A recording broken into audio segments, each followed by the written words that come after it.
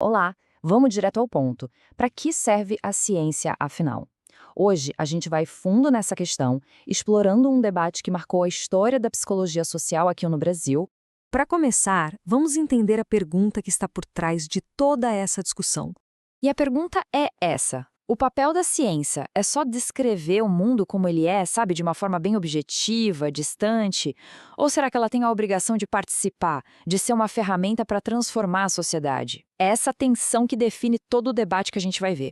Ok, mas para a gente entender a profundidade dessa briga de ideias, primeiro a gente precisa falar sobre uma coisa: o poder do significado e de como a linguagem que a gente usa acaba moldando a nossa realidade. A psicóloga Sylvia Lane, que é uma das figuras centrais dessa história toda, ela dizia o seguinte: a linguagem não serve só para comunicar. Não mesmo. Ela é o que constrói a nossa consciência e está totalmente ligada ao nosso contexto, à nossa história. Ou seja, toda palavra carrega valores. Vamos pensar, por exemplo, no significado social. Imagina que ele é tipo a definição do dicionário. É aquilo que a maior parte das pessoas dentro de uma cultura concorda que uma coisa significa. É a base, o lado mais objetivo da nossa comunicação. Agora, o sentido pessoal, aí a história é outra. Se o significado social da palavra casa é uma construção para morar, o sentido pessoal é aquele sentimento de lar, de segurança, talvez até de saudade que essa palavra traz para cada um. É a camada emocional, totalmente individual. E com esses conceitos em mente, a gente chega no evento principal, o grande confronto entre duas visões totalmente opostas sobre o papel da psicologia social. De um lado, a gente tem Haroldo Rodrigues, que defendia uma ciência mais tradicional, mais neutra. Do outro, Sylvia Lane, que batia na tecla de uma psicologia engajada, que bota a mão na massa para a transformação social. E olha, isso não foi só um desacordo acadêmico não, viu? Foi uma verdadeira batalha para definir a identidade da área. Então, o ponto central da divergência é esse.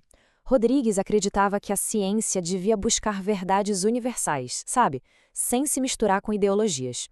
Já a Lane, ela argumentava que separar a teoria da sua aplicação no mundo real era impossível e, mais, indesejável. Aqui fica bem claro o argumento do Rodrigues, né? Para ele, o cientista tinha que fornecer o conhecimento puro, e aí outras pessoas, os tecnólogos sociais, que usassem esse conhecimento para resolver os problemas. A ciência em si devia se manter imparcial na dela. E essa é a resposta direta da Lane. Para ela, essa divisão era totalmente artificial. Fazer ciência, principalmente quando o assunto é o ser humano, já é uma ação que tem consequências no mundo real. Então, o cientista não pode simplesmente lavar as mãos e ignorar a responsabilidade sobre como seu trabalho afeta a sociedade. E essa divergência toda leva a gente para uma pergunta ainda mais espinhosa.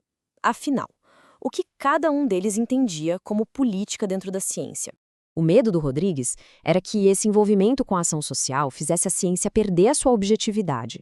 Para ele, política era o mundo das opiniões, das paixões, uma coisa que podia contaminar a busca pela verdade. A visão da Lane, por outro lado, é muito poderosa. Ela dizia que fingir neutralidade já é uma decisão política. É a decisão de deixar as coisas como elas estão. Para ela, o verdadeiro compromisso ético da ciência era se engajar de verdade com a realidade e não fugir dela. Bom, isso tudo nos traz para a conclusão. É muito importante entender que esse debate não é só uma curiosidade do passado. Ele continua sendo uma questão super atual. Em todas as áreas do conhecimento, das ciências sociais até, a inteligência artificial, essa mesma pergunta continua aparecendo. O conhecimento deve ser um fim em si mesmo ou um meio para um fim social? A discussão entre Lane e o Rodrigues, no fundo, continua mais viva do que nunca, só que com outros nomes e em outros contextos. E é com essa reflexão que a gente encerra. Quando se estuda o comportamento humano, em que momento a observação neutra vira omissão?